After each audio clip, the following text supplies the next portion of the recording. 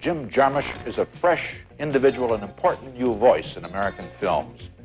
Not for 1 minute could you confuse one of Jim Jarmusch's features, Stranger Than Paradise, Down by Law, Permanent Vacation, or Mystery Train, with anybody else's. He's the poet laureate of America's lower side, its losers, drifters, its back streets and alleys. What's interesting is that the vision may be tawdry, but it's not gloomy. It's touched with a kind of nutty hope and possible dreams. It all began in Akron, Ohio, and here at the Plaza Hotel in New York, I talked about his remarkable work with Jim Jarmusch.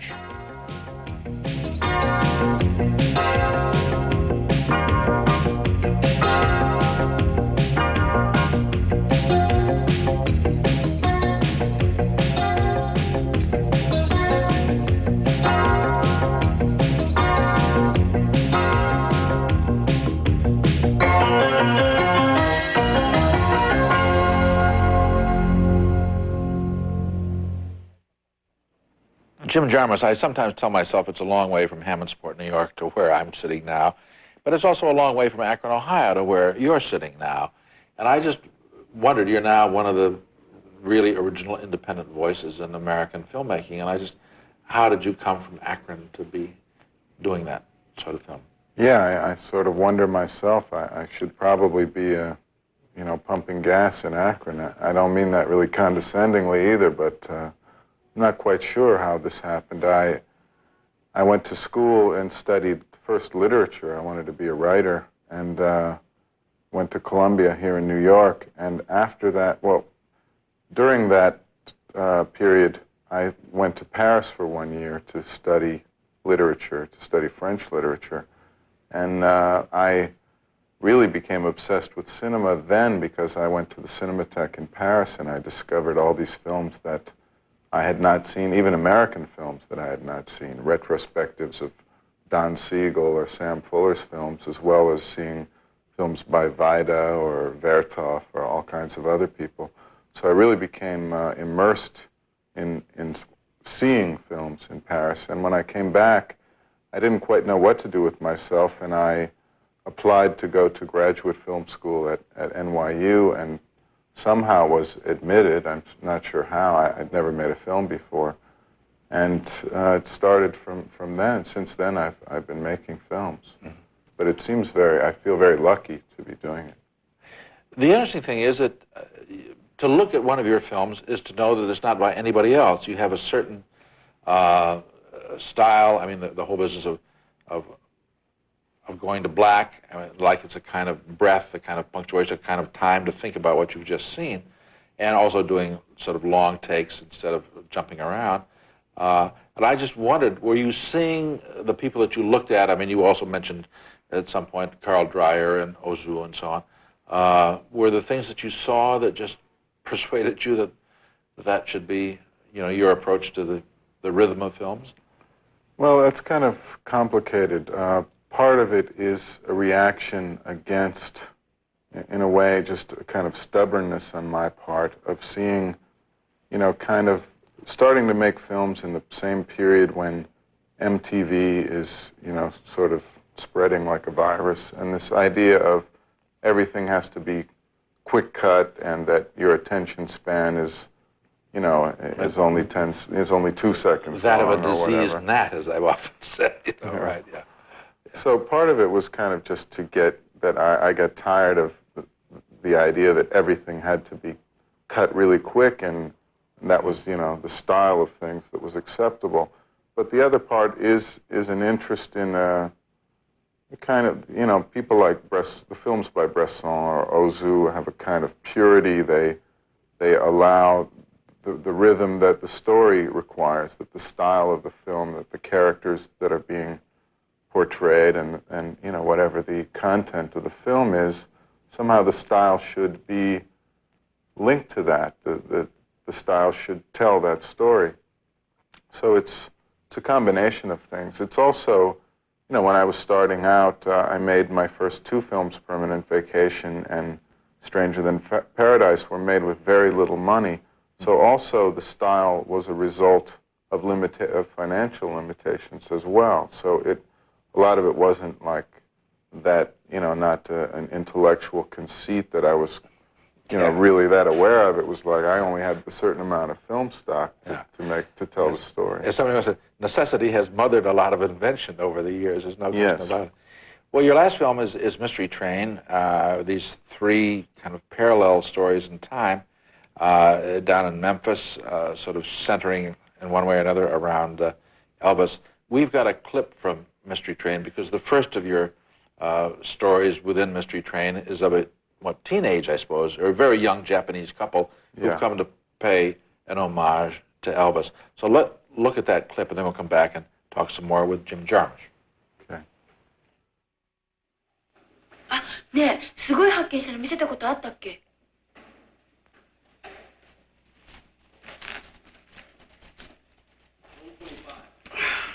まず彼を見て。キング。じーっとよく見てね。でね、これ似てるでしょ。これはね、中東の昔の王様だったの。大仏エルビス。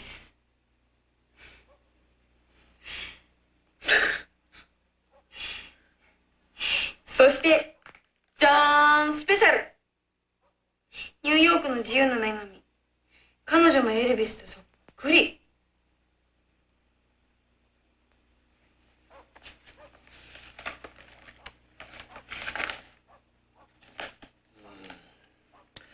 エルビスの影響力って思ったより偉大なんだ。そうよ。まだあった。これ。ほら。マドンナもエルビスとそっくり。マドンナまで？やめてくれよ。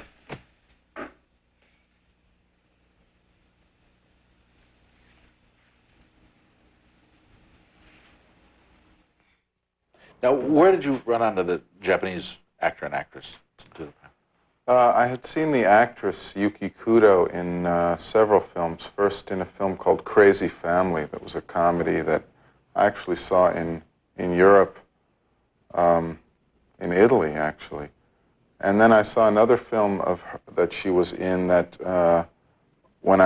before I made my first trip to Japan, Bernardo Bertolucci, the Italian director, had told me, look for this film in Japan if you can, called the Typhoon Club, which I don't think ever showed in the United States, but I saw that film, which he had really liked, and she was in that as well. So there's something about her presence that really interested me. So when I was first writing Mystery Train, as I often do, I used her, at least in my head, as a character, as an actor that I would like to create a character for. So I kind of imagined this character for her specifically, and then, you know, was able to cast her and work with her. Well, then, how do you work with her and with the young man, too? Because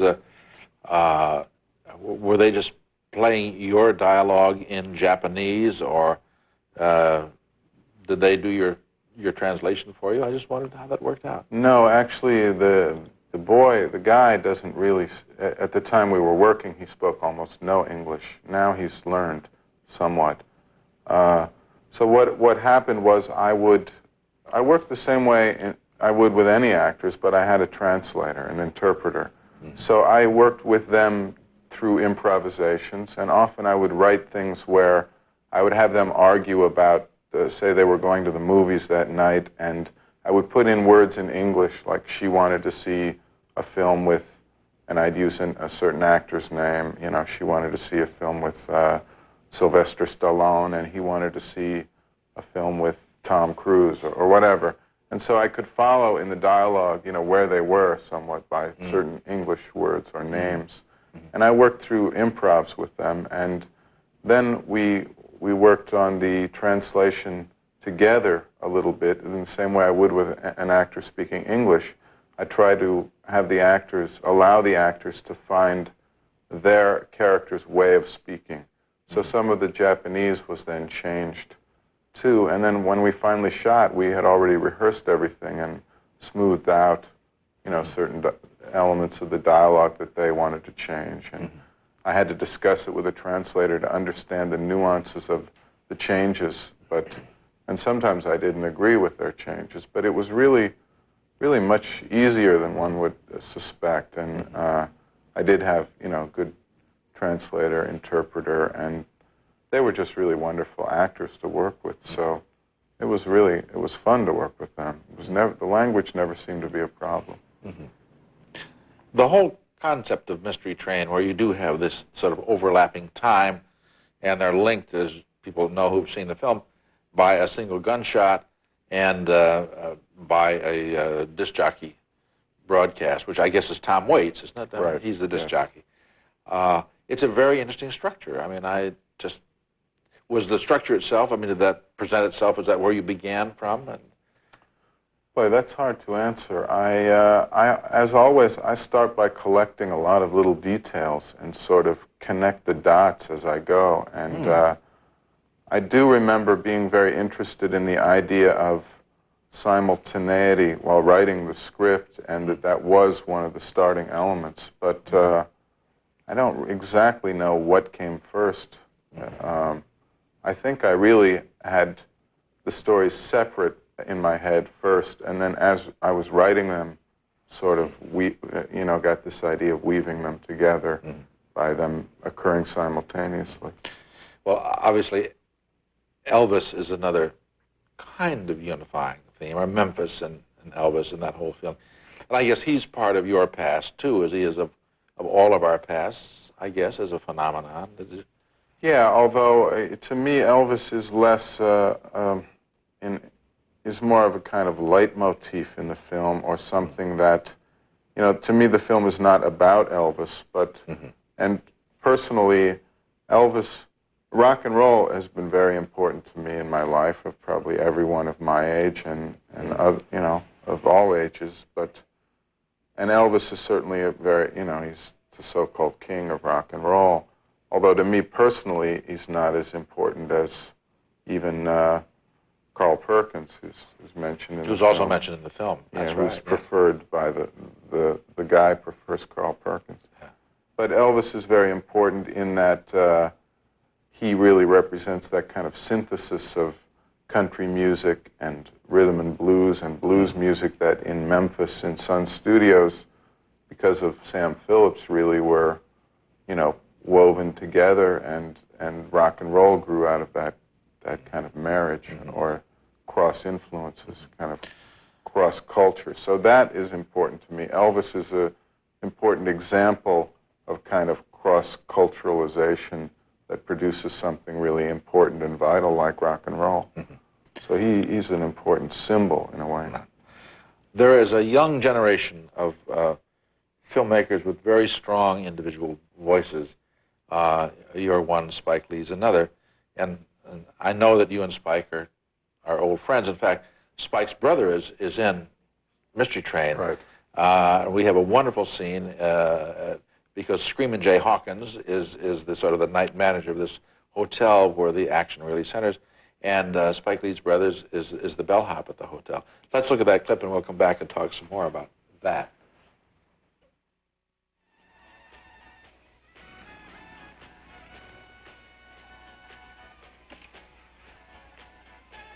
Well, I don't think you should eat that thing. Yeah, you're probably right. You gonna eat it? No, I ain't gonna eat that thing.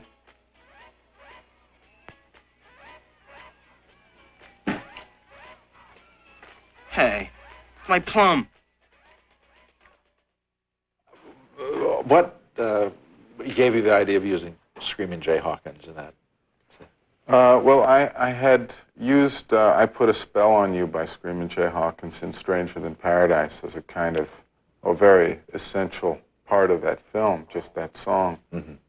So because of that, I got the chance to meet Screamin' Jay when the film came out, and we became friends. We kept in touch with each other, and then I made my next film, which was Down by Law, but I always kept in touch with Screamin' Jay, and then I had the idea while writing that I would like to kind of create a part for Screamin' Jay, but not as Screamin' Jay, for him to actually act as another character. So when I called him up and proposed this to him, which I thought he would probably decline, instead he was very enthusiastic and said, well, if you thought of me, then it must be right, so let's try this. So it was really fun to work with Screamin' Jay. He's really an unusual person and really so full of energy and ideas. He's quite amazing. And I knew Sankey Lee, and I just thought of them together, so I really wrote, again, these characters with them in my head as the actors to play them. So I had a lot of fun working with them. I almost, I could have gone crazy and just kept writing more and more scenes, and they would have then taken over the film, and the balance of the structure wouldn't have worked anymore. But I really had a lot of fun with them.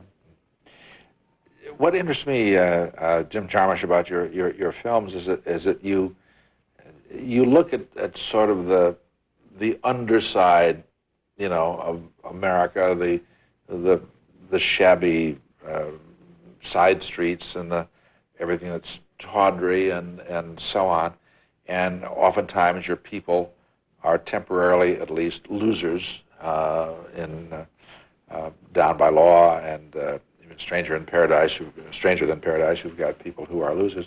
And yet, there's a kind of wonderful optimism that I detect in your films, whether it is simple survival or what, but there's always a kind of nutty, unexpected hope that I find, at least in some of the films. Is that somehow reflect what you feel at all? Or yeah, everybody says something I'm reading into it.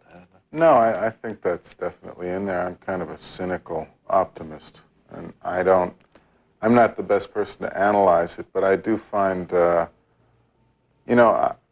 best way to respond would be to tell you that when I write these things and while making these films, I really have to somehow love the characters. I really have to feel close to them somehow. And even though they are inventions, they're also collaborations with the actors, and it's a process that I really become close to the characters. So I don't want to make them negative, and in the same way I don't want to kill them off in the end of the film. It's also why the endings of my films always seem kind of suspended in a way. I don't, to me, even drawing the curtain on the story, or tying it up very neatly, is a way of kind of killing the characters and saying, well, their little period here is over, and that's it. They don't exist anymore. I want to leave the theater and imagine them still out there on their adventures. So there is optimism in that, but at the same time, I prefer characters that are not glamorous or really kind of successful in terms of, having a lot of money and living a glamorous life. That's not really, I don't know, I don't find any motivation in wanting to create.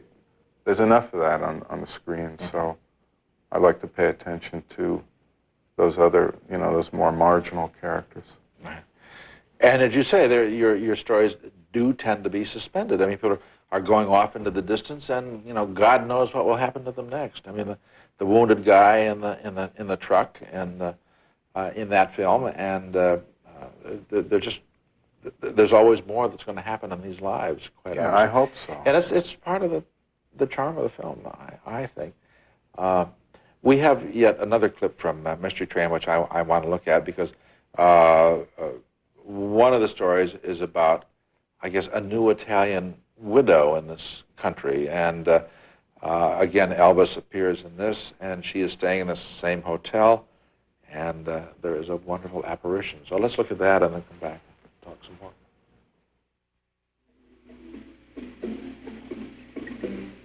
Blue moon, you knew just what I was there for. Whoa, where am I? Someone I really care for.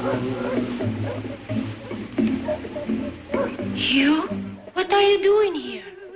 Well, I don't really know myself.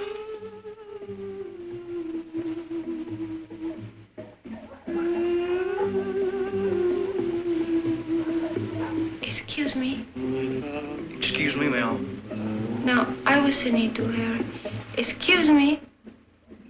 No, really. Excuse me, ma'am.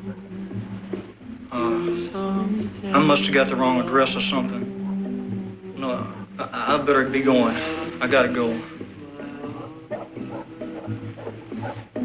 Without love,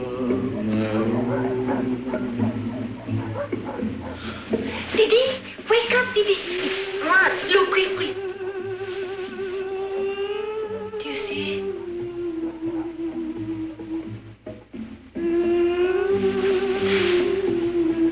What'd you wake me up like that for? Jesus. I only just got to sleep, too. I could have had a heart attack.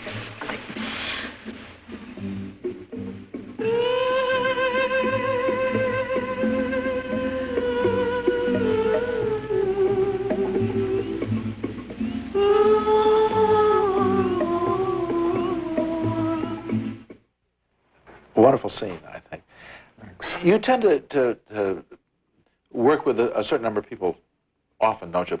John Lurie, we didn't see, but he's been in a lot of your films, and also does the music for a lot of the films. He did do the score for Mystery Train. Mm-hmm.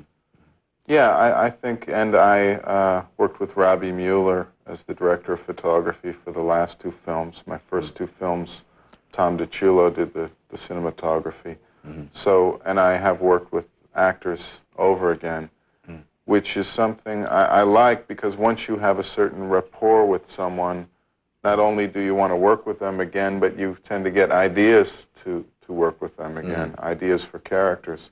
So at the same time, I'm trying to work with new actors each time, and with new, with kind of new input, new collaborations. But every actor I've worked with the exception of maybe one or two in minor roles, I would like to work with again. I've never had really trouble with any of them, or it's always been a really positive collaboration. So once you have that, you want to work with them again. So it's, Yeah.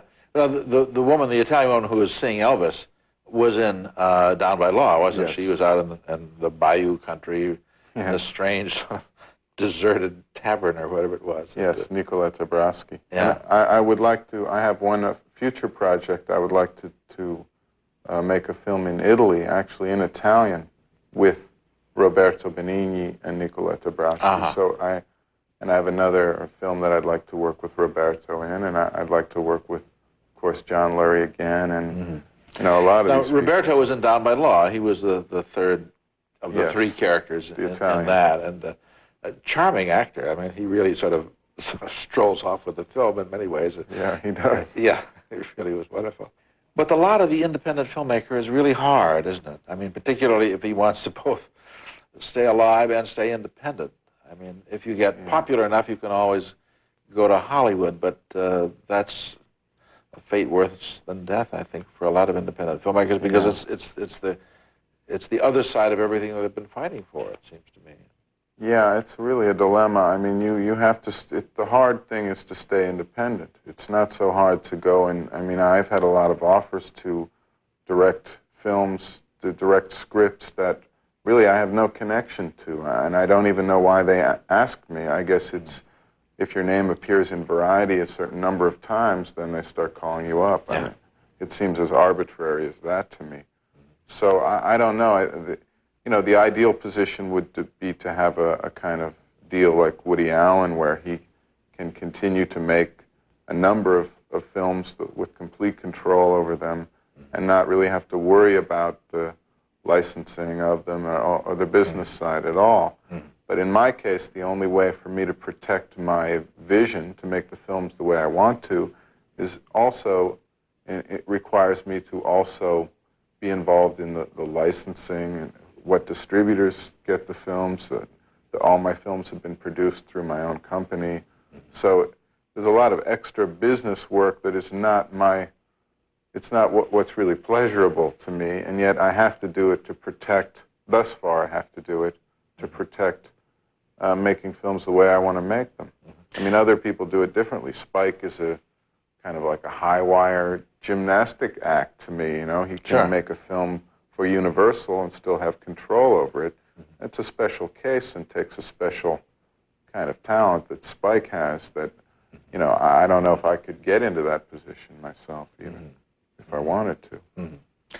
Yeah, it's really fascinating. You had to go to Germany, I think, to find the financing that made sort of a difference. Isn't that right? I mean, you had a German producer, I think. Yes. And that was as I remember, that was the end of a fairly long, hard search to find somebody who would back your vision. It took me 2 years, and then I was lucky to find Otto Grochenberger in Germany, who then helped me. So my films, Stranger was a German-American co-production, Down by Law was a German-American co-production, Mystery Train was a Japanese-American co-production. The film I'm about to do next will either be a European-American or Japanese-American co-production. What about that, just very briefly, the one that you're going to do next, just as a last question? Well, I'm very superstitious, so I can't talk about it because I just don't. It makes me nervous to talk about them. All I can tell you is that I can't wait to see it. But I can tell you this: I'm trying to work with actors I've worked with before, but also work with new actors who are, in some cases, better known than previous actors, because I would like to, you know, kind of grow and learn from actors that have a different kind of experience. So it's a mixture of actors I've worked with before and new actors that you have definitely seen before. As I say, I can't wait to see it. Thank you, Jim Jarmusch. Continued independence. Thanks very much.